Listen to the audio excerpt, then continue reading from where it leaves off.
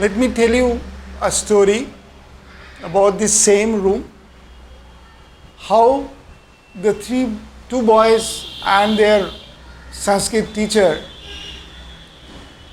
how they used to practice and what happened when they used to practice, and how the family used to react, like Harinarayan Bose and Tulsi's mother, how they used to react to it.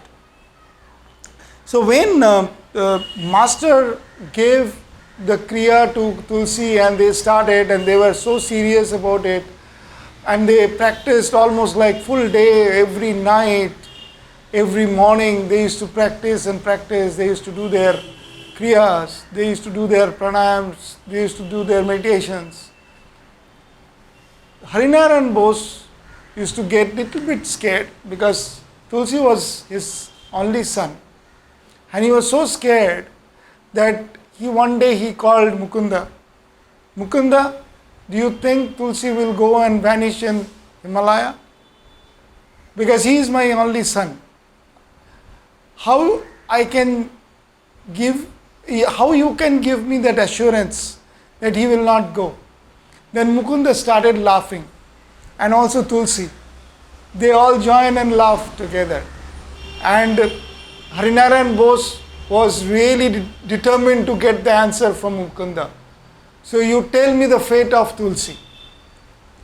Then Mukunda said that your son will not go and vanish in Himalaya. He will be here. He will be always supporting, he will be always there for Kriya path. Whoever comes in the path, he will be supporting that person or that devotee. And he will live in this house, he will be married, and he will have 3 kids, 3 daughters. And Harinarayan Bose was so happy, he was so delighted. Then he said, Mukunda, you can ask anything from me, I will give you. Then Mukunda said, like, you give me some time, I will ask you on the right time. Then after some time, they discussed with Kevalanandaji what they need. They said, like, they need more space where they can invite more people. That time, Prabhas Das, Nagen Das, they used to come, and so many people around from the surroundings and from the other part of the Calcutta, even from Sirampur, they used to come here. And they used to say, like, they used to stay with them, they used to listen to their stories and all. So they were really lacking space. So they said, like, okay, Harinarayan ji, I need a space where I can build a little thatched house, I can be on my own, and I can teach and give the lesson. I can give the lesson to all who comes. Then the back side of this house, which is on the back side, he said, okay, this back side or the backyard of this house belongs to you, Mukunda, from today. And since then, the whole land of that part belongs to them, belongs to Mukunda. And later on, it was being named as Tulsi Yagada Satsang. But much later, it was called as YSS, which is like Calcutta center for them. So that was a thatched house, and that was the first land and the first gift that this house gave to Master.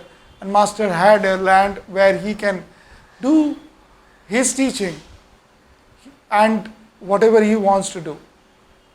Coming back to this room, there is a nice story about this room, how Tulsi's mother, was introduced to a divine play. So, as a Bengali family, if there is a person in your home, even visiting every day, every night, you will always try to feed them when they are here. So one day, Mukunda and Tulsi, they started meditating in the same room, and after a couple of hours or 3 hours, Tulsi's mother felt like boys must be hungry. They should have something.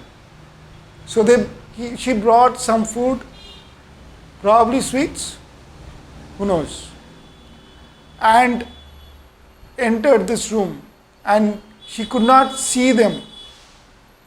On a first glance, she was searching for them. All of a sudden, she saw that two boys were floating and their head was touching the ceiling. So they were levitating in this room.